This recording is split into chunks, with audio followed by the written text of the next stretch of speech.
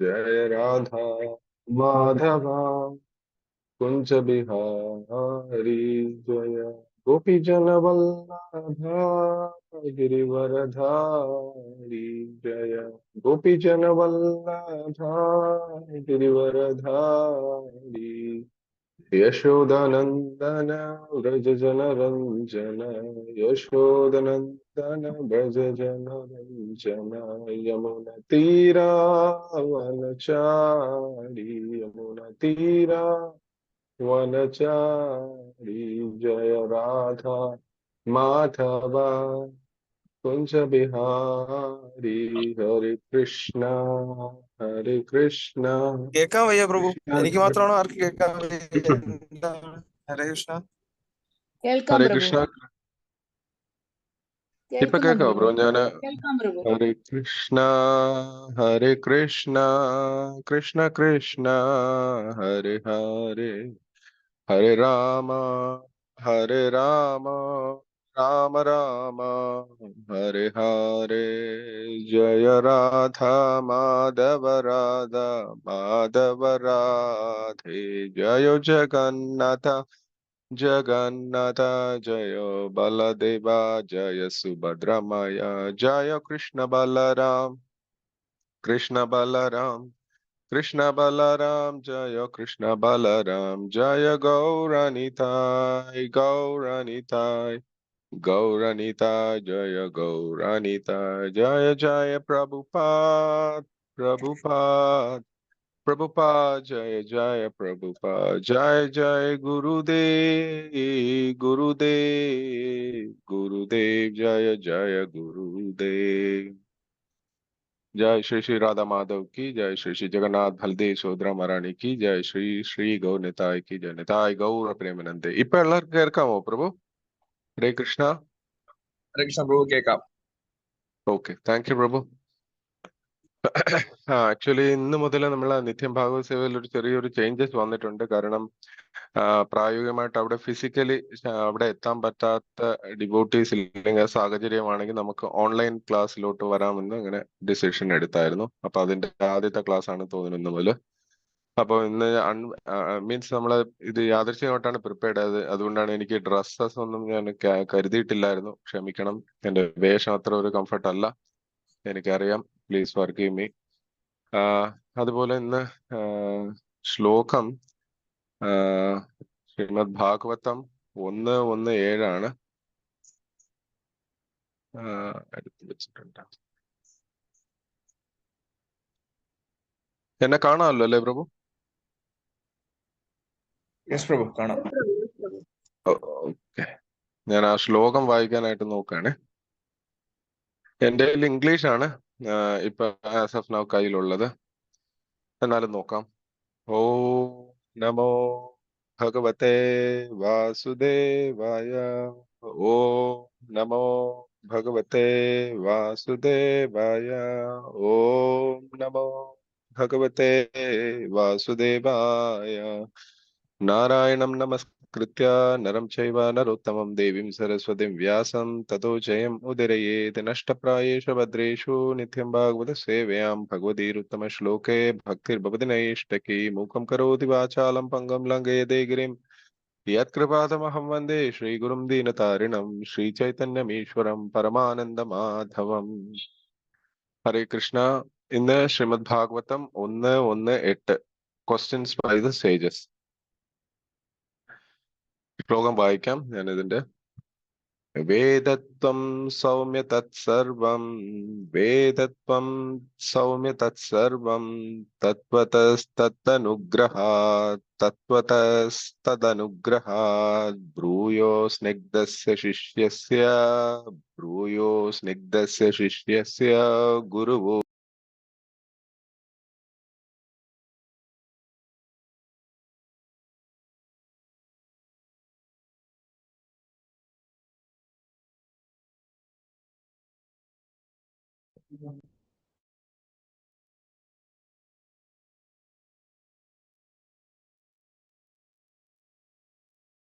ഹരേ കൃഷ്ണ.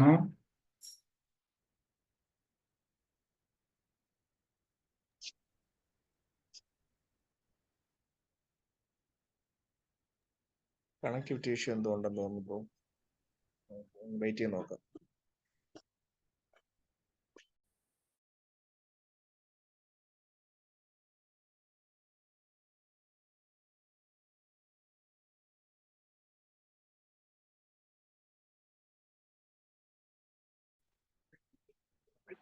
ഹരേ കൃഷ്ണ പ്രഭു, ഞാൻ ഇടയ്ക്ക് sign out ആയി പോയെന്ന് തോന്നുന്നു അല്ലേ?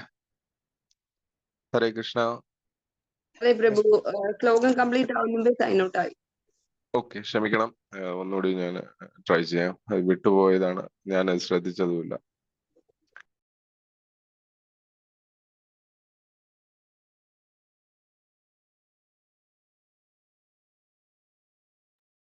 ഹരേ കൃഷ്ണ. പിന്നെയും പോകാൻ തോന്നുന്നല്ലോ. പ്രഭുവിന് വീണ്ടും എനിക്ക് തോന്നുന്നു അവിടെ നെറ്റ്വർക്ക് ഇഷ്യൂ ആണോ എന്താണെന്ന് അറിയില്ല പ്രഭു, നമുക്കൊന്ന് വെയിറ്റ് ചെയ്തു.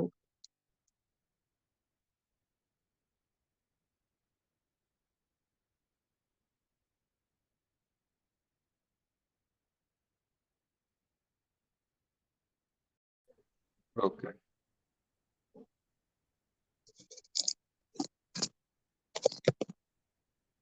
ഹരേ കൃഷ്ണ.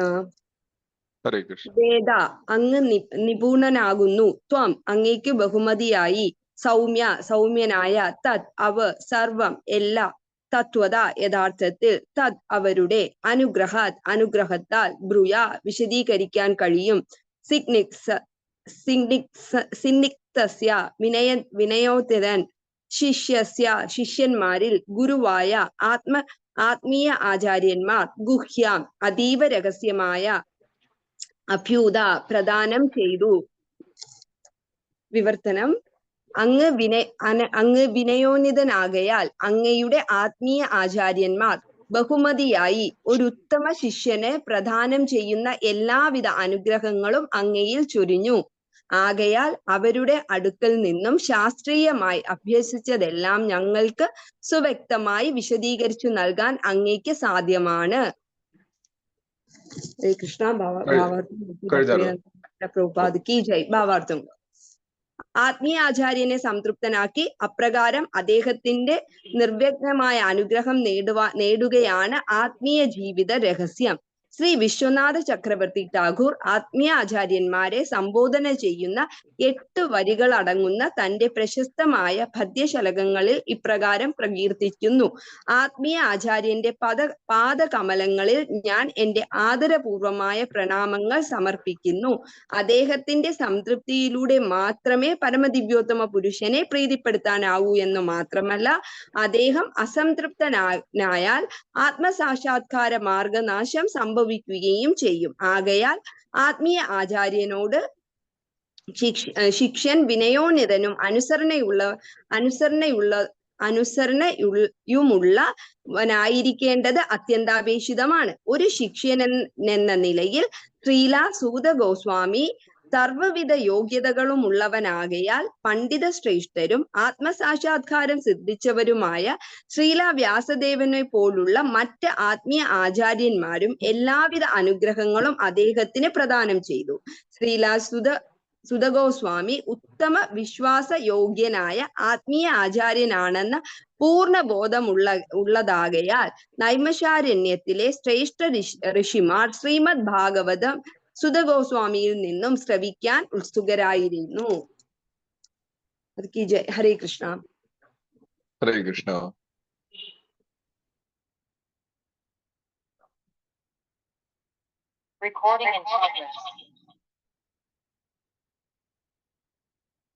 ഹരേ കൃഷ്ണ. കേട്ടോ? കേൾക്കാം പ്രഭു. എക്കോ അടിക്കുന്നുണ്ട്. ക്യാമറയുടെ പൊസിഷനും ഓക്കെ അല്ല പ്രഭു.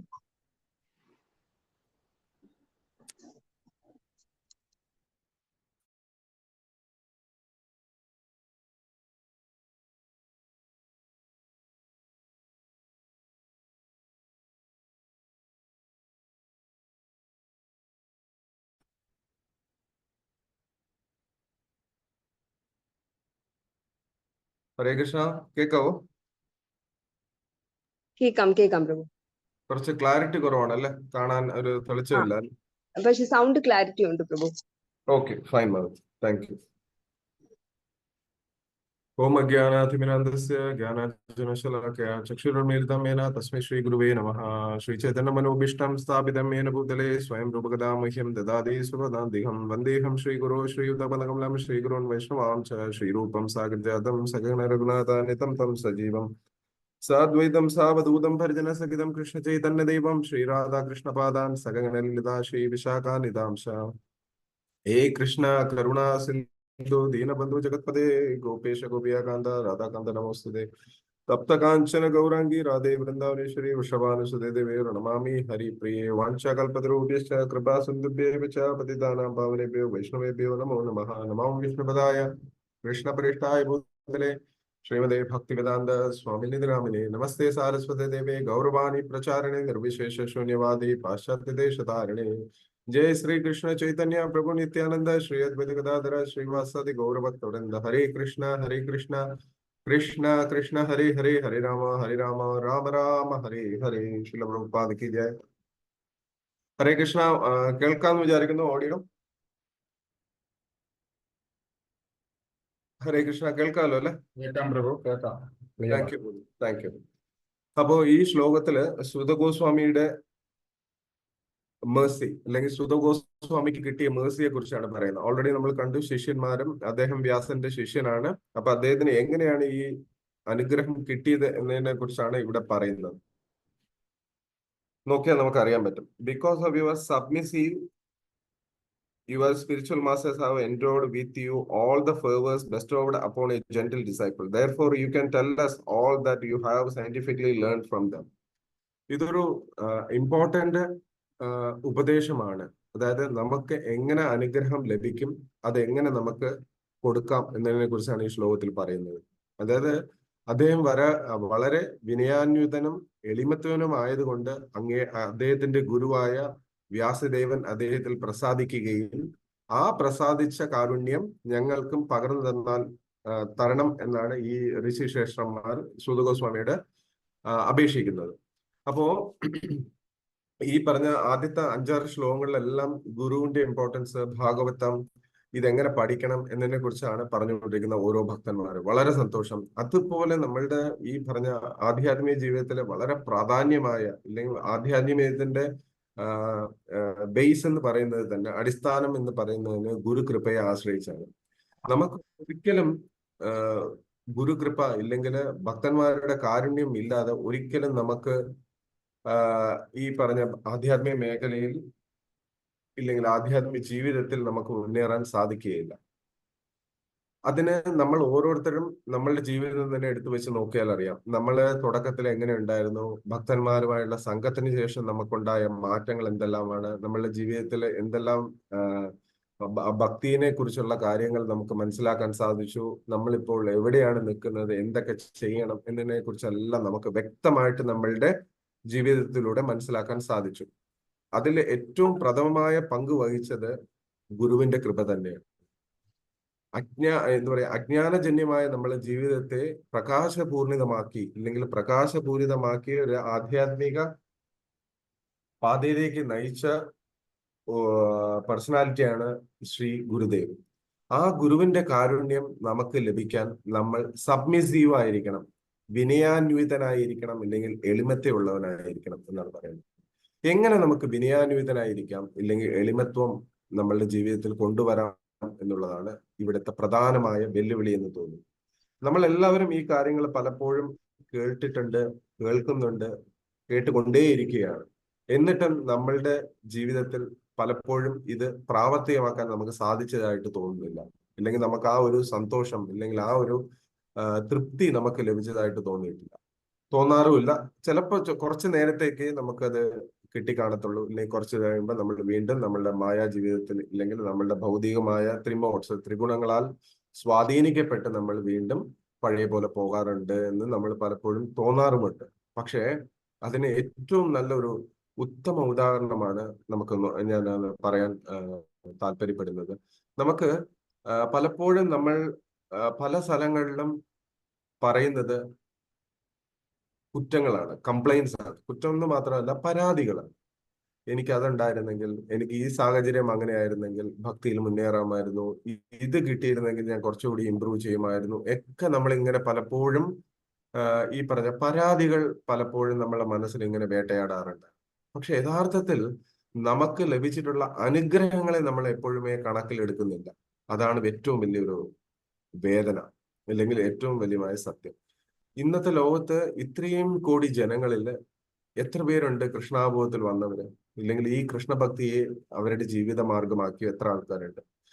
അതിലുപരി എത്ര ആൾക്കാർക്കാണ് ഈ പറഞ്ഞ പോലെ അംഗവൈകല്യം, പലതരത്തിലുള്ള പ്രശ്നം, ഫിനാൻഷ്യൽ പ്രശ്നം, സാമൂഹ്യ പ്രശ്നം, പല പ്രശ്നങ്ങളെല്ലാം ഇരുന്നിട്ട് പല കാരണങ്ങളാൽ നമ്മൾ ആലോചിക്കും ഇവരെന്തുകൊണ്ട് ഭക്തിയിൽ വന്നില്ല? എല്ലാ സൗകര്യങ്ങളും ഉണ്ടല്ലോ, എല്ലാ ഫെസിലിറ്റീസും അവർക്ക് അവൈലബിൾ ആണല്ലോ, എന്നിരുന്നിട്ട് കൂടി അവർ ഭക്തിയിൽ വരുന്നില്ല, ഇല്ലെങ്കിൽ ഈ ജീവിതത്തെ കൈക്കൊള്ളുന്നില്ല എന്നൊക്കെ നമുക്ക് പലപ്പോഴും ചിന്തിക്കാം. ആ ഒരു അവസരത്തിലാണ് ഭഗവാൻ നമുക്കൊരു അവസരം തന്നിരിക്കുന്നത് ആദ്യം നമ്മൾ ഓർക്കണം. കാരണം ഈ പറഞ്ഞ പോലെ ഭക്തിയിൽ, ഇല്ലെങ്കിൽ കൃഷ്ണഭക്തിയിൽ വരിക എന്ന് പറഞ്ഞാൽ ഈ ലൈഫിന്റെ മാത്രം ഒരു അച്ചീവ്മെന്റ് അല്ല അത് എത്രയോ ജന്മങ്ങളായിട്ട് നമ്മൾ ചെയ്ത പുണ്യപാപ പ്രവർത്തനങ്ങളെല്ലാം ശുദ്ധീകരിച്ച് ഒരു അജ്ഞാത സുകൃതി, ഇല്ലെങ്കിൽ ഒരു അഹൈതികമായോ കാരുണ്യം കൊണ്ട് നമ്മൾ ഏതോ ഒരു ഭക്തനോ ഇല്ലെങ്കിൽ കൃഷ്ണ സേവനം എപ്പോഴോ നമ്മളെ ലൈഫിൽ ഏതോ ലൈഫ് ടൈമിൽ ചെയ്തതിന്റെ കൃപയാണ് നമുക്ക് ഇപ്പൊ കറണ്ട് സിറ്റുവേഷനിൽ നമുക്ക് കൃഷ്ണഭക്തി ലഭിച്ചിരിക്കുന്നത്. ഇനി നമ്മൾ ഈ കൃഷ്ണഭക്തിയെ ചെയ്യേണ്ട കാര്യങ്ങൾ എന്തെല്ലാമെന്ന് വെച്ചാൽ അതിനെ എത്രത്തോളം പുഷ്ടിപ്പെടുത്താം, എത്രത്തോളം വളർത്തിയെടുക്കാം എന്നുള്ളതാണ് നമ്മളുടെ ചോദ്യം. അതിന് വേണ്ട ഏറ്റവും വലിയ ആദ്യത്തെ ക്വാളിറ്റി എന്ന് പറയുന്നത് എളിമത്വവും വിനയാനീതവുമാണ്. ശ്രീ ചൈതന്യ മഹാപ്രഭു ശിഷ്ടാശ്രയിൽ പറയുന്നുണ്ട് അല്ലെ, ത്രിനാഥപി ശുനീചേന തരോരപി സഹിഷ്ണുന അമാനിനാമാനതേന കീർത്തനീയ സദാഹരിയെന്ന്. അതായത് എളിമത്വവും വിനയാനീതനായി ഇരിക്കുന്നവന് കൃഷ്ണന്റെ നാമം എപ്പോഴും കീർത്തിക്കാം എന്ന് പറയുന്നുണ്ട്. അപ്പൊ ഞാൻ പറഞ്ഞത്, നമ്മൾ എപ്പോഴും കുറെ പരാതികൾ പറയുന്നതിന് പകരം നമ്മൾക്ക് കിട്ടിയ അവസരത്തെ നമുക്ക് എങ്ങനെ ഉപയോഗിക്കാം എന്നത് ആദ്യം. അതിനൊരു നല്ല ഉദാഹരണമാണ് ശബരിമാത. രാമായണ ലീലയിൽ നോക്കിയാൽ അറിയാം, ശബരിമാതാവിന് ഈ പറഞ്ഞ പോലെ അസോസിയേഷനോ ഈ പറഞ്ഞ ഫെസിലിറ്റീസോ അങ്ങനെ ഒരുപാട് കാര്യങ്ങളൊന്നും അവർക്ക് ലഭിച്ചില്ല. പക്ഷെ അവർക്ക് ലഭിച്ച ഒരേ ഒരു ഇൻസ്ട്രക്ഷൻ, രാമൻ താങ്കളുടെ ഭവനത്തിൽ വരും. അപ്പൊ ഇന്ന് വരും, നാളെ വരും, മറ്റന്നാൾ വരും എന്ന രീതിയിൽ ശബരിമാത അവരുടെ മെഡിറ്റേഷനെ രാമനിലേക്ക് പൂർണ്ണമായി കേന്ദ്രീകരിച്ചു കൊടുക്കുക. അതായത് ബാക്കിയുള്ള സാഹചര്യങ്ങളോ അവരെയോ ഇവരെയോ ഒന്നും നോക്കാതെ അവരുടെ ഒരേ ഒരു കോൺസെൻട്രേഷൻ എന്തായിരുന്നു, രാമൻ എന്റെ വീട്ടിൽ വരും, എനിക്ക് അദ്ദേഹത്തെ സൽക്കരിക്കണം, എനിക്ക് അദ്ദേഹത്തിനെ വേണ്ട വിധം സേവ ചെയ്യണം. ഇതിനു വേണ്ടി അവർ നിത്യവും പ്രാക്ടീസ് ചെയ്തുകൊണ്ടിരുന്നു. നിത്യവും രാമൻ വരും, ഒരു ഗസ്റ്റ് എന്ന അല്ലെങ്കിൽ ഏറ്റവും മര്യാദ പുരുഷോത്തമനായ അദ്ദേഹം എന്റെ ഭവനത്തിൽ വരുമ്പോൾ എന്റെ വീട് ഏറ്റവും ഭംഗിയായി അദ്ദേഹത്തിന് ഇരിപ്പിടം ഉറപ്പാക്കുക, അദ്ദേഹത്തിന് വേണ്ട പ്രസാദം റെഡിയാക്കുക എന്ന് പറഞ്ഞ കാര്യങ്ങളെല്ലാം നിത്യേന ചെയ്തുകൊണ്ടേയിരുന്നു.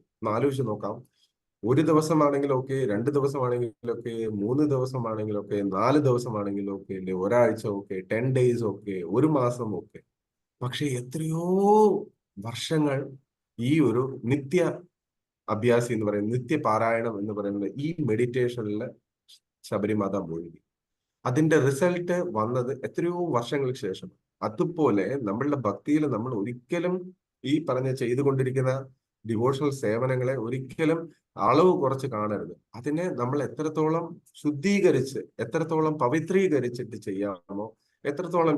ഇന്ന് നമുക്ക് റിസൾട്ട് ഇല്ല, ഇന്ന് നമുക്ക് സാറ്റിസ്ഫാക്ഷൻ ഇല്ല, ഇന്ന് അത് കിട്ടിയില്ല, ഇത് കിട്ടിയില്ല എന്നതിന് പകരം ഇതെന്റെ സേവനമാണ്, ഇത് ഞാൻ ഗുരുവിന് കൊടുത്ത വാക്കാണ്, ഇത് ഗുരുവിന്റെ സംതൃപ്തിക്കായി ചെയ്യുന്നു.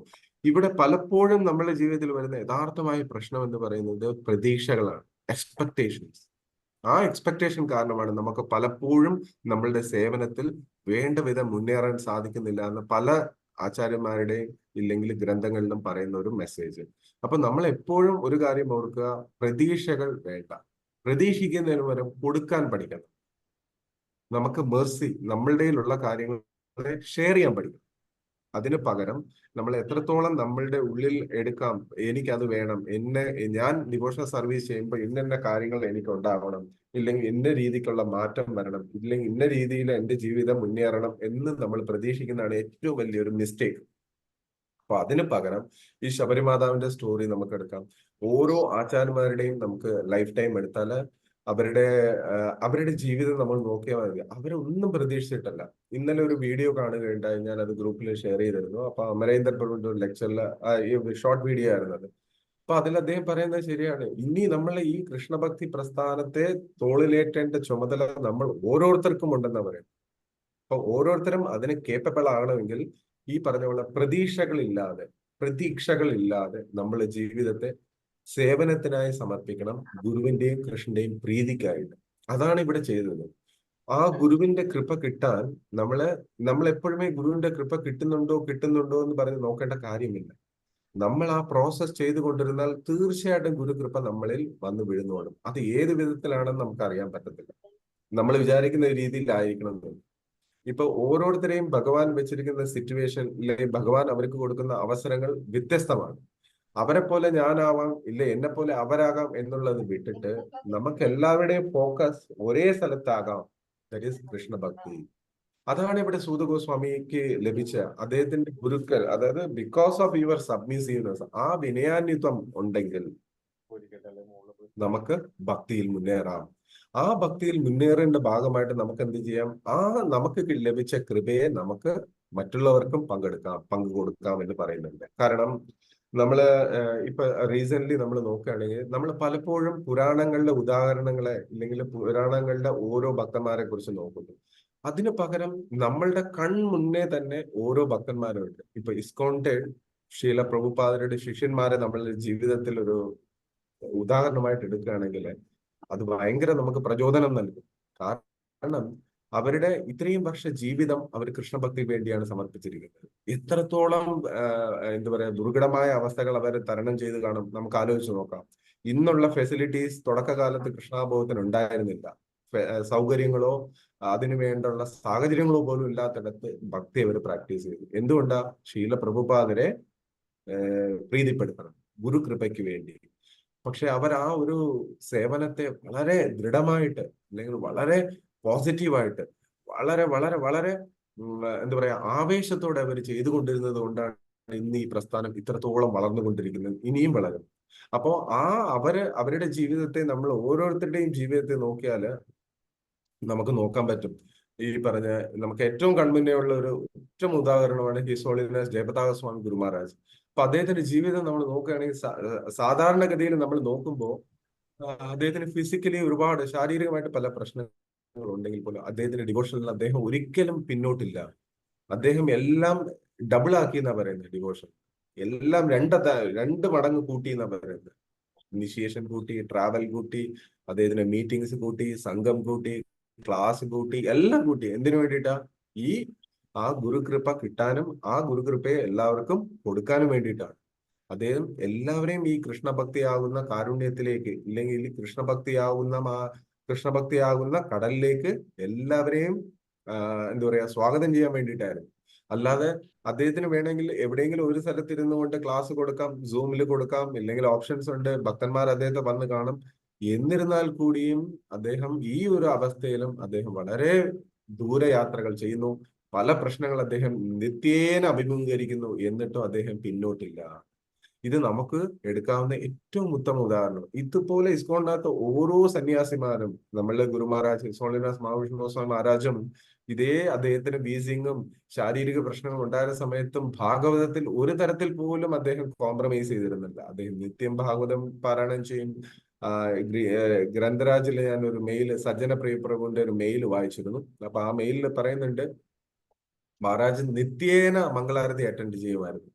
അദ്ദേഹം എവിടെയായിരുന്നാലും, അതായത് ഫ്ലൈറ്റിലായിരുന്നാലും ശരി, ടെമ്പിളിലായിരുന്നാലും ശരി, കാറിലായിരുന്നാലും ശരി, യാത്രയായിരുന്നാലും ശരി, രാവിലെ 4:30 മണി എന്നുണ്ടെങ്കിൽ അദ്ദേഹം ടെമ്പിൾ വേണം, ഡൈറ്റീസ് വേണം എന്നല്ല, അദ്ദേഹത്തിന്റെ കർത്താലെടുക്കും ആ പറഞ്ഞ കീർത്തനം, ഗുരുകൃപയുടെ ആ കാരുണ്യമായ ആ ഗീതം അദ്ദേഹം ആലപിക്കുമായിരുന്നു. അപ്പൊ ഇതെല്ലാം നമ്മളെ വിനയാന്വിതനാക്കാനുള്ള ഉദാഹരണങ്ങളായിട്ടാണ് ഇവരെല്ലാവരും നമ്മളുടെ മുന്നേ നിൽക്കുന്നത്. നമ്മൾ ചെയ്യേണ്ട ഇത്രയേ ഉള്ളൂ. നമുക്ക് കിട്ടിയ ഉപദേശങ്ങളെ, നമുക്ക് കിട്ടിയ എന്താ പറയാ ഇൻസ്ട്രക്ഷൻസിനെ നമ്മൾ വളരെ വളരെ സീരിയസ് ആയിട്ട്, വളരെ ശ്രദ്ധയോടെ, വളരെ ഭക്തിയോടെ, സമർപ്പണത്തോടെ, ഒരു പ്രതീക്ഷയും അർപ്പിക്കാതെ നമ്മൾ ചെയ്യാൻ തുടങ്ങിയാൽ നമ്മളുടെ ഈ പറഞ്ഞ ഗുരുകൃപ നമ്മളുടെ ജീവിതത്തിൽ വന്നു വീഴും. ഇപ്പോഴും നമ്മൾ ഒരിക്കലും ഗുരുകൃപയ്ക്ക് പാത്രിയെ ഭവിച്ചിട്ടില്ല എന്ന് നമ്മൾ ഒരിക്കലും വിചാരിക്കരുത്. ആ ഗുരുകൃപ ഉള്ളത് കൊണ്ടാണ് നമ്മൾ ഇപ്പോഴും ഭക്തിയിൽ നിൽക്കുന്നത്. അതാ എല്ലാവരും ഓർക്കണം. കൃഷ്ണനും ഗുരുവും വിചാരിക്കാതെ ഒരാളും ഈ ഡിവോഷണൽ സർവീസിൽ നിൽക്കാൻ പറ്റില്ല. ഇത്രയ്ക്കും നമ്മളുടെയിലുള്ള എല്ലാ തെറ്റുകളെയും അവർ സഹിച്ചുകൊണ്ട്, അവർ പുറത്തുകൊണ്ട്, അതിനെ അംഗീകരിക്കുക മീൻസ് അതിനെ സഹിച്ചുകൊണ്ട് അവര് നമ്മൾക്ക് കാരുണ്യം ചൊരിഞ്ഞ് വീണ്ടും നമ്മളെ ഭക്തിയിൽ ഉയർത്താനായിട്ട് അവർ ശ്രമിച്ചു. സ്റ്റേഷനറി ബുക്ക് വല്ലതും കടയിന്റെ നിർത്തണേ. ഹരേ കൃഷ്ണ, ഹരേ കൃഷ്ണ.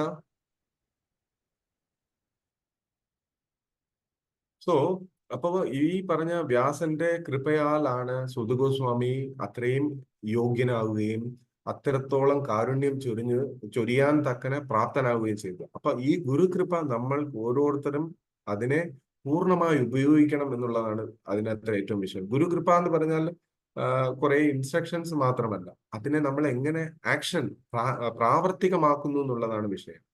നമ്മൾ ഗുരുകൃപ നമുക്ക് കിട്ടിയിട്ടുണ്ടാവും, നമുക്ക് ഉപദേശങ്ങൾ ലഭിച്ചിട്ടുണ്ട്, ഇതെല്ലാം ശരിയാണ്. പക്ഷെ നമ്മൾ എത്രത്തോളം ഇത് പാലിക്കുന്നു, എത്രത്തോളം ഇതിൽ ശ്രദ്ധ ചെലുത്തുന്നു എന്നുള്ളതാണ് ചോദ്യം. നമ്മൾ ഓരോരുത്തരും ഭക്തിയിൽ വന്നിട്ട് ഇപ്പൊ കുറെ വർഷങ്ങളായിട്ടുണ്ടാവും, കുറെ നാളുകളായി നമ്മൾ നാമം ജപിക്കുന്നു, വായിക്കുന്നു, പാരായണം ചെയ്യുന്നു, ഇതെല്ലാം ചെയ്യുന്നു. ചിലപ്പോൾ നമ്മൾ ഉദ്ദേശിച്ച ഒരു ടേസ്റ്റ്, രുചി വന്നിട്ടില്ല. അതിന്റെ യഥാർത്ഥമായ പ്രശ്നം ഗ്രന്ഥമോ ഈ പറഞ്ഞ സിസ്റ്റമോ അല്ല, നമ്മളാണ് പ്രശ്നം. നമ്മൾ എത്രത്തോളം ശ്രദ്ധ കൊടുക്കുന്നു എന്നുള്ളത് മാത്രമേ ഉള്ളൂ. ആ ശ്രദ്ധയെ നമ്മൾ എത്രത്തോളം വീണ്ടും വീണ്ടും എന്താ പറയാ കൂടുതൽ സമർപ്പിക്കാമോ അത്രത്തോളം നമ്മളുടെ ജീവിതത്തിൽ മാറ്റങ്ങൾ വന്നുകൊണ്ടേയിരിക്കും.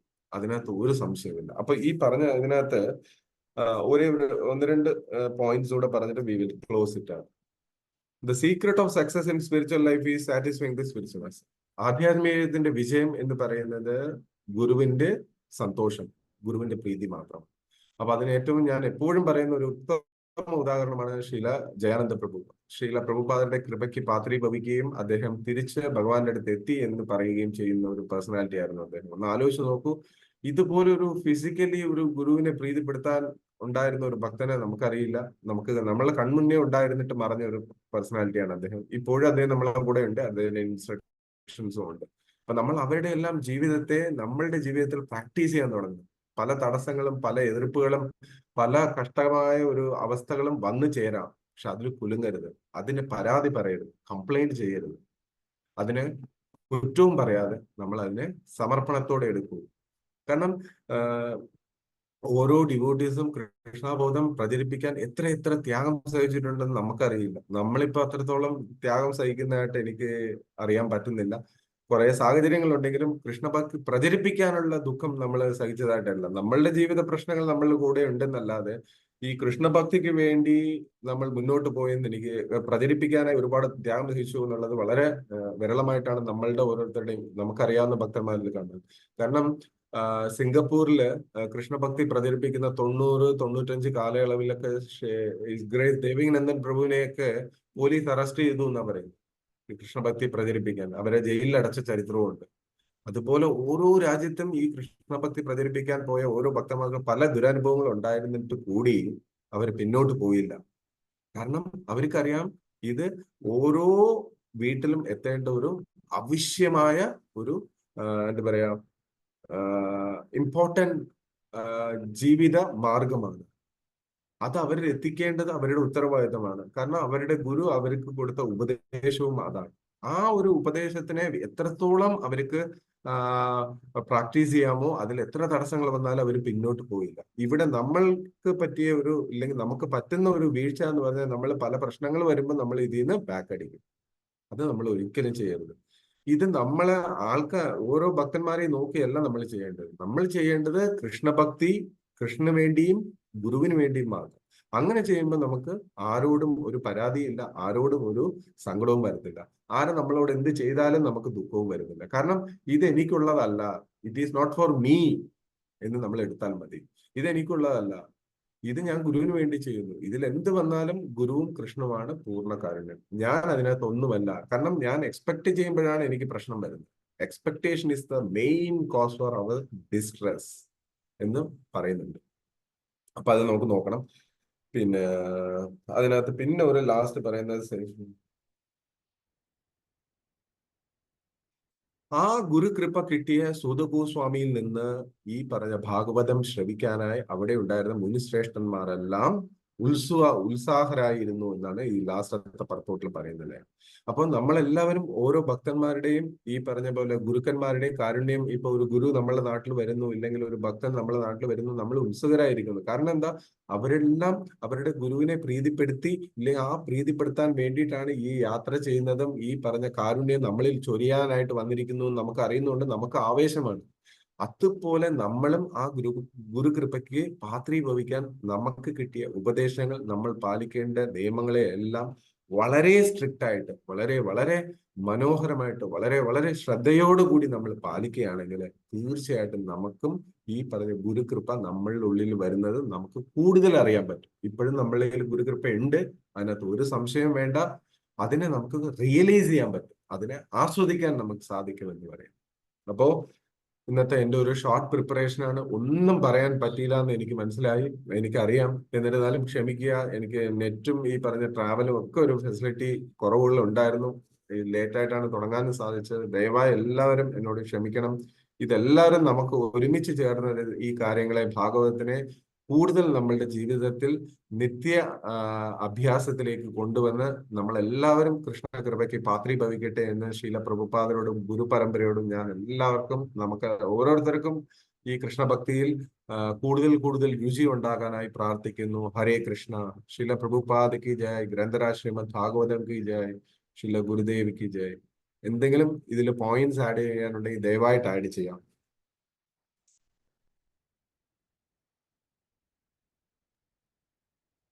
താങ്ക് യു പദം പ്രഭു. വളരെ നല്ല ക്ലാസ് ആയിരുന്നു. കുറച്ച് സമയം ആണെങ്കിലെന്ത്, വളരെ നന്നായിരുന്നു പ്രഭു.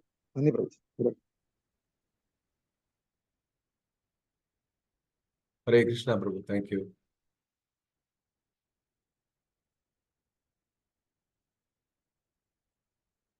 വേറെ ആർക്കെങ്കിലും എന്തെങ്കിലും പോയിന്റ്സ് ആഡ് ചെയ്യാനുണ്ടെങ്കിൽ ആഡ് ചെയ്യാം.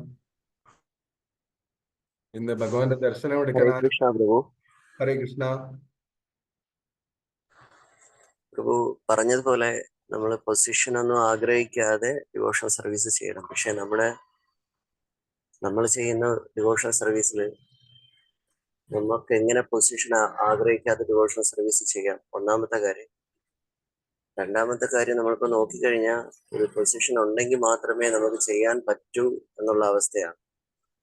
കാരണം എല്ലാവരുടെയും ഈഗോ എന്ന് പറയുന്നത് നമ്മളെ ഏജിനേക്കാളും 2 ഇരട്ടിയാണ്. അപ്പോൾ ഇന്നൊരിതുണ്ടെങ്കിൽ മാത്രമേ എനിക്ക് ചെയ്യാൻ പറ്റൂ. അപ്പൊ അതിൽ നിന്ന് എങ്ങനെ ഓവർകം ചെയ്യാൻ പറ്റും പ്രഭു? ഹരേ കൃഷ്ണ പ്രഭു.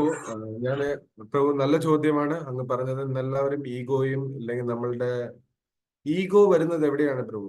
അതിനകത്ത് യഥാർത്ഥത്തിൽ ഈഗോ വരുന്ന ഇടം പറയുന്നത് ഞാൻ എന്ന ഭാവത്തെയാണ് ഈഗോ എന്ന് പറയുന്നത്. അതാണ് ഞാൻ ഇവിടെ തുടക്കമേ പറയുന്നത്. ഇല്ലെങ്കിൽ ഈ ഗ്രന്ഥം ചേതോദർപ്പണ മാർജനം ആ ശ്ലോകത്തില് ശിഷ്ടാശിലത്തിൽ ഇണാദബി ശുനിച്ചേന, ഞാൻ എന്ന ഭാവത്തിന് പകരം ഞാനല്ല, ഇത് കൃഷ്ണസേവനമാണ് എന്ന് നമ്മൾ അടിയുറച്ച് പറയണം. പലപ്പോഴും അത് സാധിക്കാറില്ല. പക്ഷെ അതിനെ എപ്പോഴാണോ ഞാൻ എന്ന ഭാവം മറന്നുകൊണ്ട് നമ്മൾ കൃഷ്ണസേവനം ഗുരുപ്രീതിക്കായി എന്ന് നമ്മൾ ചെയ്യാൻ തുടങ്ങുമ്പോൾ നമുക്ക് ഈ പറഞ്ഞ പൊസിഷൻ ഒരു വിഷയമേ അല്ല. അതിന് ഏറ്റവും ഉത്തമ ഉദാഹരണം ഞാൻ വീണ്ടും പറഞ്ഞുതരാം പ്രഭു. ഞാൻ കേട്ടത് എന്തുകൊണ്ട് പുനഃ എന്ന് പറയും പോലെ വീണ്ടും വീണ്ടും പറഞ്ഞാലും ഭക്തന്മാരുടെ കാരുണ്യം, ഇല്ലെങ്കിൽ ഭക്തന്മാരുടെ ലീലകൾ കൂടുതൽ മധുരിക്കും എന്ന് പറഞ്ഞ പോലെ ജയനന്ദ പ്രഭുവിന്റെ ഒരു സ്റ്റോറിയിൽ അദ്ദേഹം പറയുന്നുണ്ട്. അദ്ദേഹം ആക്ച്വലി ടെമ്പിൾ പ്രസിഡന്റ് ആണ് ഇരുന്ന കാലത്ത്. ആ ടെമ്പിൾ പ്രസിഡന്റ് ആയിരുന്ന സമയത്തും അദ്ദേഹം രാവിലെ മുതൽ വൈകുന്നേരം ഇല്ലെങ്കിൽ രാത്രി വരെയും സേവനം ചെയ്ത് തിരിച്ച് ടെമ്പിളിലേക്ക് വരുമ്പോഴും ഏതെങ്കിലും ഒരു ഭക്തൻ എന്തെങ്കിലും ഒരു ആവശ്യം അദ്ദേഹത്തിനോട് ആവശ്യപ്പെട്ടാൽ അദ്ദേഹം എന്ത് ചെയ്യുമെന്ന് വെച്ചാൽ അത് ചെയ്തു കൊടുക്കുമായിരുന്നു. ഒരു തടസ്സവും പറയാതെ ചെയ്തു കൊടുക്കും. മേ ബി അദ്ദേഹം whole day kirtan, class, book distribution ഇതെല്ലാം കഴിഞ്ഞിട്ടായിരിക്കും വരുന്നത്. ഒന്ന് കിടക്കാൻ എന്നുള്ള ഒരു അവസ്ഥയിലായിരിക്കും വരുന്നത്. എന്നിരുന്നിട്ട് കൂടിയും അത് ചെയ്യും. അത് പോകെ അദ്ദേഹത്തിന്റെ ജീവിതത്തിൽ മീനിയൽ സർവന്റ് ആയിരുന്നു എന്ന് പറയുന്നുണ്ട്. എന്ത് സേവനം അദ്ദേഹത്തിന് ഏൽപ്പിച്ചാലും ചെയ്യും. പക്ഷെ ഇവിടെ നമ്മളെ ചിത്രീകരിച്ചു വെച്ചിരിക്കുന്നത്, ഇല്ലെങ്കിൽ നമ്മൾ ഒരു കാറ്റഗറൈസ് ചെയ്ത് വെച്ചിരിക്കുന്ന വിധം ഇന്ന കാര്യങ്ങളെ ഞാൻ ചെയ്യുള്ളൂ, ഇല്ല ഇന്ന രീതിക്ക് മാത്രമേ ഞാൻ പോകത്തുള്ളൂ, ഇന്ന രീതിയാണ് എനിക്ക് കംഫർട്ട് എന്ന് വിചാരിക്കുന്നു. അവിടെയാണ് പ്രശ്നം വരുന്നത്. ഇത് എപ്പോഴാണോ നമ്മളുടെ ഈ കോൺഷ്യസില് ഞാൻ എനിക്ക് എന്നുള്ള കംഫർട്ട് സോണിനെ നമ്മൾ മാറ്റാൻ തയ്യാറാകുന്നു, അപ്പൊ അതിൽ നമുക്ക് പ്രശ്നമില്ല. മീനിയൽ സർവന്റ് എന്ന് പറയുന്നത് ഏത് തരം സേവനവും എന്നാണ് ഉദ്ദേശിക്കുന്നത്. അത് ഭാഗവതം എടുക്കുന്നതായിരിക്കാം, ആരതി ചെയ്യുന്നതാവാം, കീർത്തൻ ചെയ്യുന്നതാവാം, ക്ലാസ് കൊടുക്കുന്നതാവാം, ഇല്ലെങ്കിൽ പ്രീച്ച് ചെയ്യുന്നതാവാം, ബുക്ക് ഡിസ്ട്രിബ്യൂട്ട് ചെയ്യുന്നതാവാം, ഇല്ലെങ്കിൽ ഡിവോട്ടികളെ കെയർ ചെയ്യുന്നതാവാം, ട്രാവൽ അറേഞ്ച് ചെയ്യേണ്ടതാവാം, ഇല്ലെങ്കിൽ ഏറ്റവും പാത്രം കഴുകുന്നതാവാം, ബാത്റൂം കഴുകുന്നതാവാം. ഏത് സേവനം വന്നാലും കൃഷ്ണൻ അത് നോട്ട് ചെയ്യും. പക്ഷേ നോട്ട് ചെയ്യുന്നത് സേവനത്തെ അല്ല, നമ്മളുടെ മനോഭാവത്തെയാണ്. അപ്പോൾ ഇവിടെയെല്ലാം നമ്മൾ ഈ പറഞ്ഞ ഈഗോയിനെ മാറ്റിവെക്കാനുള്ള ഏറ്റവും എളുപ്പ വഴി ഞാൻ എന്നുള്ള ഭാവം ആദ്യം മാറ്റുക. എനിക്ക് കൃഷ്ണ സേവനം ചെയ്യണം, അത് എന്ത് സേവനമായാലും ചെയ്യുമെന്ന് നമ്മൾ ഫിക്സ് ചെയ്താൽ നമുക്ക് ഈ പ്രശ്നം ഒരു പരിധിവരെ ഒഴിവാക്കാം എന്ന് വിചാരിക്കും. ഹരേ കൃഷ്ണ പ്രഭു. അത് കറക്റ്റാണ് പ്രഭു. നമ്മുടെ രാധാനാഥ് സ്വാമി മഹാരാജ് വന്നിട്ട് ഗൗരംഗ പ്രഭുവിനെ കൊടുത്ത ഒരു ഇൻസ്ട്രക്ഷൻ പെട്ടെന്ന് ഓർമ്മ വന്നു. അതായത് അദ്ദേഹം വലിയൊരു എന്താണ് ഒരു എലവേറ്റഡ് സോളാണ്. അപ്പൊ അദ്ദേഹം എവിടെ പോയാലും, ഏത് ടെമ്പിളിൽ പോയാലും എന്തെങ്കിലും ഒരു ചെറിയൊരു മീനിയൽ സർവീസ് ചെയ്തിരിക്കണം എന്ന് പറഞ്ഞിട്ട് മഹാരാജ് ഒരു ഇൻസ്ട്രക്ഷൻ കൊടുത്തിട്ടുണ്ട്. അപ്പൊ അത് നമ്മൾക്കും അത് ബാധകമാണ് പ്രഭു. നമ്മള് ചെറിയ ചെറിയ കാര്യങ്ങൾക്കാണ് നമ്മൾ ഈ ഒരു ഇത് ചെയ്യുന്നത്. നമ്മൾ ചിലപ്പോ നമ്മൾ നേരത്തെ പ്രഭു പറഞ്ഞതുപോലെ ചിലപ്പോ ടെമ്പിളിൽ വരാതെ ഇരിക്കും. അങ്ങനെ ആ ഒരു മനോഭാവം അതെങ്ങനെ ചിലപ്പോ വർഷങ്ങൾ എടുക്കുമായിരിക്കും അല്ലെ പ്രഭു? നമ്മൾ പ്രാക്ടീസ് ചെയ്യുമെങ്കിൽ തീർച്ചയായിട്ടും പോസിബിൾ ആണ്. നമ്മൾക്ക് താല്പര്യം ഉണ്ടോ ഇല്ലയോ എന്നുള്ളതേ ഉള്ളൂ ഇതിനകത്തല്ല എല്ലായിടത്തും പ്രസക്തി. ഭക്തിയിൽ നമുക്ക് മുന്നേറണം, അല്ലെങ്കിൽ ഭക്തിയിൽ പുരോഗമിക്കണം, ഗുരുവിനെ പ്രീതിപ്പെടുത്തണം എന്നുണ്ടെങ്കിൽ നമ്മൾ ചെയ്യാൻ തുടങ്ങിയാൽ തന്നെ കൃഷ്ണൻ അതിനു വേണ്ടിയുള്ള അറേഞ്ച്മെന്റ്സ് നമുക്ക് സഹായം തരും. ഇപ്പോ ഈ ഭാഗവതം ക്ലാസ് തന്നെ ദേവിക് പ്രഭു നമ്മളോട് പറയുകയും അതിനെ കുറച്ച് സീരിയസ് ആയിട്ട് എടുക്കണമെന്ന് കഥാമൃത് പ്രഭു അതിനെ താല്പര്യപ്പെടുകയും ചെയ്തതിന് ശേഷമാണ് ഈ ഒരു സൂം പ്രോഗ്രാം വന്നത്. ഇല്ലെങ്കിൽ നിത്യം ഭാഗവത സേവ വന്നു. ഇതിനു മുന്നേയും ഇതെല്ലാം ഉണ്ടായിരുന്നു. പക്ഷെ നമ്മൾ അതിനെ സീരിയസ് ആയിട്ട് എടുത്തപ്പോൾ അതിന് മാറ്റം വന്നു, അതിന് അറേഞ്ച്മെന്റ്സ് വന്നു, അതിന് എല്ലാവരും മുന്നോട്ട് വന്നു, ഓരോരുത്തരും അവരുടേതായ സേവനം ഇതിൽ സമർപ്പിക്കാൻ തുടങ്ങി. ഇപ്പോ ഫിസിക്കൽ പ്രസൻസ് കുറവാണെന്ന് വിചാരിച്ചു. അപ്പൊ അടുത്തൊരു ഓപ്ഷൻ നമ്മൾ വീണ്ടും കണ്ടിന്യൂ ചെയ്യണം എന്ന് വിചാരിച്ചു അദ്ദേഹം. അപ്പൊ അതിനുവേണ്ടി അദ്ദേഹം സൂം പരിപാടിയിൽ ചെയ്യാമോ എന്ന് ചോദിച്ചപ്പോ അതിനും ഭക്തന്മാരെല്ലാം തയ്യാറായി. അപ്പോൾ നമ്മളുടെ ഇവിടുത്തെ ഒരേ ഒരു താല്പര്യം അദ്ദേഹത്തിന്റെ താല്പര്യമാണ് ഇതാ ഇവിടെ എല്ലാം റിഫ്ലക്ട് ചെയ്തുകൊണ്ടിരിക്കുന്നത്. ഇത്രയേ ഉള്ളൂ പ്രഭു. ഇതൊരു ചെറിയ എക്സാമ്പിൾ പറഞ്ഞു. ഇത് നോക്കിയാൽ തന്നെ നമുക്ക് മനസ്സിലാവും കൃഷ്ണഭക്തിക്ക് ഭഗവാൻ ഒരിക്കലും നമ്മളുടെ ഭക്തി മുന്നേറാനായിട്ട് ഒരു തടസ്സം ഉണ്ടാക്കുന്നില്ല. ആ തടസ്സം ഉണ്ടാക്കുന്നുണ്ടെങ്കിൽ അത് നമ്മളെ കൂടുതൽ കൂടുതൽ ശക്തിമാനാക്കാനും കൂടുതൽ നമ്മളെ ദൃഢമാക്കാനും മാത്രമേ ഉള്ളൂ. ആ രണ്ട് ആംഗിളിൽ നമ്മൾ എടുത്ത കൃഷ്ണഭക്തി വളരെ എളുപ്പമാണ്. ഇന്നത്തെ മാരാന്റെ തോട്ടിൽ അതാണ് പറയുന്നത്, ഡോണ്ട് കോംപ്ലിക്കേറ്റ് ഡിവോഷണൽ സർവീസ്. അത് കോംപ്ലിക്കേറ്റ് ആയാൽ പോയി പിന്നെ നമുക്ക് അത് ഭയങ്കര എന്താ പറയാ ടോർച്ചറായി. കോംപ്ലിക്കേറ്റ് ചെയ്യേണ്ട എന്നുള്ളത്. ഹരേ കൃഷ്ണ പ്രഭു. പ്രഭു നേരത്തെ ഒരു പേര് പറഞ്ഞല്ലോ, അത് ഒന്ന് പറയാമോ? വിട്ടുപോയി. ഏതാ പ്രഭു? ഇടയ്ക്ക് ഒരു ഡിവോട്ടിയുടെ പേര് പറഞ്ഞല്ലോ, Jayananda Prabhu. Okay okay, thank you thank U.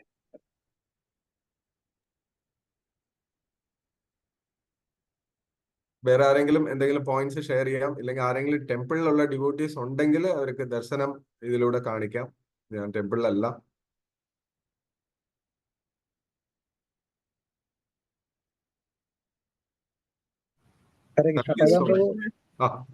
വൈകുന്നേരത്തെ ചൈതന്യ ചരിതാമൃതം പ്രോഗ്രാം ആരെങ്കിലും ഫ്രീ ആണെങ്കിൽ റെഗുലർ ആയിട്ട് കയറാൻ വേണ്ടി ഒന്ന് അനൗൺസ് ചെയ്യണം പ്രഭു.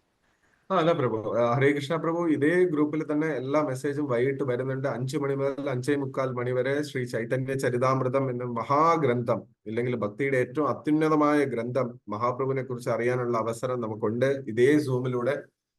അപ്പൊ അതിനും സമയം കിട്ടുന്ന ഓരോ ഭക്തജനങ്ങളും ദയവായിട്ട് പങ്കുകൊള്ളണം. നിങ്ങൾ എവിടെ ഇരുന്നാലും കേൾക്കാൻ പറ്റുന്ന ഒരു സാഹചര്യമാണെങ്കിൽ ദയവായിട്ട് ജോയിൻ ചെയ്യുക. അത് നമുക്ക് ഒരുപാട് ജീവിതത്തില് മഹാപ്രഭുവിനെ കൂടുതൽ അടുത്തറിയാൻ നമുക്ക് സാധിക്കും. അതിലൂടെ ഭക്തി നമുക്ക് കൂടുതൽ മുന്നേറാനും സാധിക്കുന്നു. താഴ്മയായി എല്ലാവരോടും അപേക്ഷിക്കുന്നു, ദയവായിട്ട് പങ്കെടുക്കാൻ ശ്രമിക്കണം എല്ലാവരും.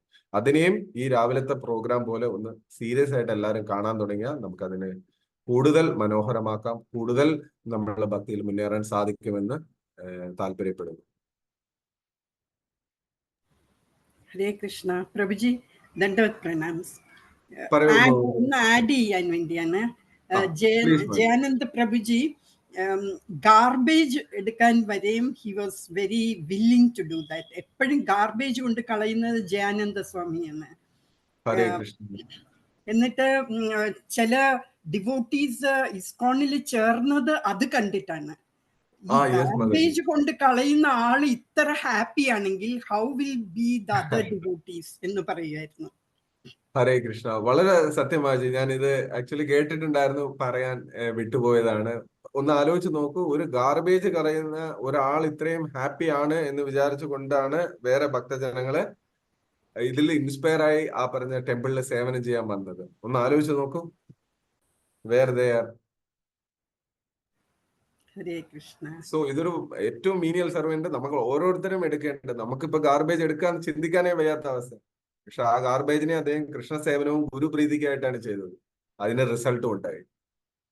നമുക്ക് ഓരോരുത്തർക്കും ഇതിനൊരു പ്രചോദനമായി എടുത്ത് സേവനങ്ങളെ കുറച്ചുകൂടി ശ്രദ്ധയോടെയും ഇഷ്ടത്തോടെയും നമുക്ക് ചെയ്യാൻ ശ്രമിക്കാം. ഹരേ കൃഷ്ണ പ്രഭു, പ്രണാമം. ഹരേ കൃഷ്ണ മാതാജി, പ്രണാമം. പ്രഭു, എത്ര നല്ലതാ നമ്മൾ ഇതിപ്പോ കേൾക്കുമ്പോ സന്തോഷം തോന്നാം. കാരണം എന്താ വെച്ചാൽ ശരിക്കുള്ള ഭക്തസംഘം എന്ന് പറയണതാണ് ഇത്. ഈ ഒരു ഗ്രൂപ്പിൽ ഇപ്പൊ ഞാൻ കേട്ടതാ. കാരണം എന്താ വെച്ചാ വേറൊരു ഞാൻ കേട്ടതാണ്, എനിക്ക് പേര് പറയാൻ ഇല്ല. അതായത് വേറൊരു സത്സംഗത്തിൽ ഇതുപോലെ ഒരു മാതാജി പോയിപ്പോ ആ മാതാജിയുടെ ഒരു എക്സ്പീരിയൻസ് പറഞ്ഞത്, നമ്മൾ എന്തെങ്കിലും പണി ചെയ്യാൻ നിന്നിട്ടുണ്ടെങ്കിൽ എല്ലാം കൂടെ നമ്മുടെ തലയിൽ തരും. അപ്പൊ നമുക്കത് ഭയങ്കര ബുദ്ധിമുട്ടാവും, പിന്നെ അവരൊന്നും ചെയ്യില്ല. അപ്പൊ അങ്ങനെ കേൾക്കുമ്പോൾ നമ്മളൊരു നെഗറ്റീവ് സൈഡാണല്ലോ പ്രഭു കേൾക്കണേ. പക്ഷെ ഇവിടെ ഇപ്പൊ നമ്മൾ ഇത് കേൾക്കുമ്പോൾ ഭയങ്കര സന്തോഷം തോന്നുക. കാരണം നമുക്ക് ആ പോസിറ്റീവ് ഇതിനെ കേൾക്കാൻ പറ്റണത് തന്നെ വലിയ, അതായത് സംഘം എന്ന് പറയണത്, സത്സംഗം വേണം എന്ന് പറയണതിന്റെ ഏറ്റവും വലിയൊരു കാര്യമാണ് ഇത് ഇവിടെ നടക്കണത്. കാരണം ഇപ്പൊ പ്രഭു പറഞ്ഞില്ല, ഇപ്പൊ ജയന്ത എന്താണ് പ്രഭുജിയെ പറ്റി പറഞ്ഞ പോലെ നമുക്ക് അതൊക്കെയാണ് കേൾക്കേണ്ടത്. പക്ഷെ നമ്മൾ കേൾക്കേണ്ടത് വേറൊരു സൈഡ് കേൾക്കുമ്പോൾ നമുക്കത് ഇങ്ങനെയാണെങ്കിൽ പിന്നെ എങ്ങനെയാ അങ്ങോട്ട് പോവാ എന്നുള്ളൊരു ചോദ്യമൊക്കെ ആയിരിക്കും നമുക്ക് മനസ്സിൽ വരിക.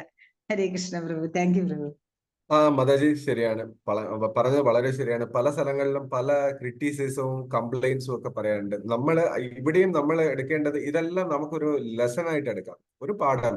നമ്മളപ്പോ അവിടത്തേക്കുള്ള ശ്രദ്ധ കുറയ്ക്കുക എന്നുള്ളതേ ഉള്ളൂ. അതിനകത്ത് നമ്മളെ ഏറ്റവും വലിയൊരു റിയാക്ഷൻ ടു ദ കമന്റ്സ് എന്ന് പറയുന്നത് സൈലൻസ് ആണ്. നമ്മളെ ശാന്തമായിട്ടിരുന്നാൽ മതി, ഓട്ടോമാറ്റിക്കലി അത് നമ്മളെ വിട്ടുപോകും. നമ്മൾ അവിടെ അതിനെ എപ്പോഴാണോ കമന്റ്സ് പറയാൻ ഇല്ലെങ്കിൽ അതിനെ പ്രതികരിക്കാൻ തുടങ്ങുന്നത്, അത് നമ്മളെ ബാധിക്കാൻ തുടങ്ങും. അതിന് പകരം ശാന്തനായിട്ടിരുന്ന് നമ്മളെ ഡിവോഷണൽ സർവീസിൽ നമ്മളുടെ സേവനങ്ങളിൽ നമ്മൾ മുഴുകാൻ തുടങ്ങിയ പ്രശ്നമില്ല. അപ്പൊ നമുക്ക് എവിടെയാണോ ഒരു കംഫർട്ട് ഇല്ലാത്ത ഡിവോഷണൽ സർവീസ്, അത് എപ്പോഴും പറയുന്നുണ്ട് ഈ പർപ്പോർട്സിലെല്ലാം ശില പ്രഭുപാദർ ബോണാഫൈഡ് എന്ന് പറയുന്നുണ്ട്. ആ സംഘത്തിനകത്ത് ബോണാഫൈഡ് ആയിരിക്കണം. ആ സംഘത്തിന്റെ ഉദ്ദേശവും ഈ പറഞ്ഞ പോലെ കൃഷ്ണഭക്തി പ്രചരിപ്പിക്കാനും അതിൽ വേറെ ഒരു തരത്തിലും സ്വന്തം താല്പര്യങ്ങളും അനാവശ്യമായ ക്രിറ്റിസിസവും ഭക്തന്മാരെ നിന്ദിക്കലും ആവരുത്. എപ്പോഴും നമുക്ക് ഇപ്പൊ ഒന്നും പറയാനില്ലെങ്കിൽ പോലും ഈ ഭാഗവതത്തെ വീണ്ടും ഒരു പ്രാവശ്യം കൂടെ വായിച്ചിട്ട് എല്ലാവരുമായിട്ട് ഒരു പ്രാവശ്യം വായിച്ചാൽ തന്നെ സക്സസ് ആണ്. കാരണം അത് മധുരമുള്ളതാണ്, അത് പ്യുവറാണ്. അതിനെ നമ്മൾ എടുത്ത് ഒന്നുകൂടി എന്താ പറയാ റിപ്പീറ്റ് ചെയ്യുന്നതേ ഉള്ളൂ. അതിൽ തെറ്റുപോലും ഇല്ല. ഇല്ലാത്ത കാര്യം നമ്മൾ ഉണ്ടാക്കി പറയാൻ പോകുമ്പോഴും ഇല്ലാത്ത അറ്റൻഷൻ ഉണ്ടാക്കാൻ നോക്കുമ്പോഴും ആണ് പ്രശ്നം. നമുക്ക് എന്തുണ്ടോ അതിനെ വയ്ക്കൂ. അതിലൂടെ നമുക്ക് കൃഷ്ണഭക്തിയിൽ മുന്നേറാൻ സാധിക്കും. അതിന്റെ ഉത്തമ ഉദാഹരണമാണ് മാതാജി പറഞ്ഞത് ജയാനന്ദ പ്രഭു. അവരൊന്നും ബോൺ ഡിവോട്ടീസ് പോലും അല്ല. ജയാനന്ദ പ്രഭു എന്ന് പറഞ്ഞാൽ ഫോറിനാണ്, UK-ലാണ്, ലണ്ടനിലെ ഡിവോട്ടിയാണ്. 10 കൊല്ലമാണ് അദ്ദേഹം ശീല പ്രഭുപാദനുമായിട്ട് സേവനം ചെയ്തത്. ശീല പ്രഭുപാദൻ പോകുന്നതിന് മുന്നേ തന്നെ അദ്ദേഹം ദേഹം വെടിയുകയും ചെയ്തു. എന്നിട്ട് കൂടി അദ്ദേഹത്തിന് കിട്ടിയ അംഗീകാരം ഏറ്റവും വലുതാണ്. അപ്പൊ ഈ അവസരം നമുക്ക് ഓരോരുത്തർക്കും മുന്നിലുണ്ട്. അതിനെ നമ്മൾ എങ്ങനെ പ്രയോജനപ്പെടുത്തുന്നു എന്നുള്ളത് മാത്രമേ ഉള്ളൂ. നമുക്ക് ക്രിട്ടിസൈസ് ചെയ്യാനോ കംപ്ലൈന്റ് പറയാനോ ഒരു റൈറ്റ്സുമേ ഇല്ല, അധികാരമില്ല എന്ന് നമ്മൾ അടിയുറച്ച് ആദ്യം വിശ്വസിക്കാം. അവരെ തിരുത്താം, ഇവരെ തിരുത്താം, ഇത് നമ്മളെ ജോലിയേ അല്ല. അവരെ തിരുത്തുന്നതും തിരുത്താതിരിക്കുന്നതും എല്ലാം അവരും അവരുടെ ഗുരുക്കന്മാരുടെയും ഉത്തരവാദിത്തമാണ്. നമ്മളുടെ ജോലി നമ്മളെ തിരുത്തുക എന്നുള്ളത്. നമ്മൾ എത്രത്തോളം പ്യുവർ ആവുന്നു, നമ്മൾ എത്രത്തോളം ശുദ്ധീകരിച്ചു, ഇന്നലത്തെക്കാട്ടിൽ ഇന്ന് മെച്ചമായോ എന്ന് നോക്കിയാൽ, ഇന്നലെ ഞാൻ 16 ജപിച്ചു, ഇന്ന് 17 ജപിക്കാൻ പറ്റുമെന്ന് നോക്കും. ഇന്നലെ 1 മണിക്കൂർ വായിച്ചു, ഇന്ന് 1.25 മണിക്കൂർ വായിക്കുക. ഇങ്ങനെ നമ്മളെ ഷാർപ്പ് ചെയ്തുകൊണ്ടിരിക്കുക. അത് ചെയ്യുക തന്നെ പകുതി പ്രശ്നം തീരും. നമുക്ക് പിന്നെ വേറെ ഒന്നിനും സമയം ഉണ്ടാവില്ല. താങ്ക് യു മാജി, ഞാൻ നീട്ടുന്നില്ല. ഹരേ കൃഷ്ണ പ്രഭു, പ്രണാമം. ഹരേ കൃഷ്ണ പ്രഭുജി, ദണ്ഡവത് പ്രണാം. ഹരേ കൃഷ്ണ. റിലേറ്റഡ് ആയിട്ട് നമ്മുടെ ഗുരുമഹാരാജ് ഒരിക്കലും UAE വന്നപ്പോൾ സംസാരിക്കേണ്ടായി. നമ്മുടെ ഭക്തി ചെയ്യുക എന്ന് പറഞ്ഞു കഴിഞ്ഞാൽ മറ്റുള്ള ഡിവോട്ടീസ് നമ്മൾ ഹരി പോൽ പ്രഭു നിങ്ങൾ നല്ല സേവനാണ് ചെയ്യുന്നത് എന്ന് പ്രതീക്ഷിച്ചുകൊണ്ട് ഒരാളും ഒരു ഭക്തിയും ചെയ്യരുത്. അത് ഭക്തിയല്ല എന്ന് മഹാരാജ് പറഞ്ഞത്. കാരണം നമ്മൾ ചെയ്യുന്നത് ഇപ്പൊ പ്രഭു പറഞ്ഞതുപോലെ ഗുരു മഹാരാജിനെ സന്തോഷിപ്പിക്കാനും കൃഷ്ണനെ സന്തോഷിപ്പിക്കാനും വേണ്ടിയിട്ടാണ്.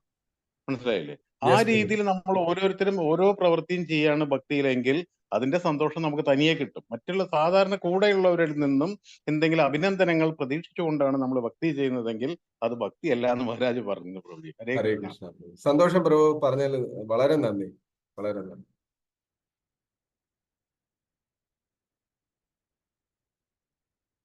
ഹരേ കൃഷ്ണ പ്രഭുസ്. അപ്പൊ വേറെ ഡിസ്കഷനോ കമന്റ്സോ അല്ലെങ്കിൽ we can close the session എന്ന് വിചാരിക്കും. ക്ലോസ് അല്ല, നാളത്തേക്കായി ബാക്കി മാറ്റി വെക്കാം.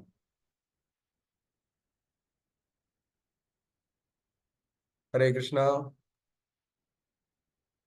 Thank you bro. എല്ലാവർക്കും ഒന്നുകൂടി വിനീതമായ പ്രണാമം സമർപ്പിക്കുന്നു. വാഞ്ചാകൽപത്രൂപേശ കൃപാസിനിഭ്യോ പതിതാനേഭ്യോ വൈഷ്ണവേഭ്യോ നമഃ. എന്തെങ്കിലും തെറ്റുകുറ്റങ്ങൾ ഉണ്ടെങ്കിൽ ദയവായി ക്ഷമിച്ച് അനുഗ്രഹിക്കണം. ഹരേ കൃഷ്ണ.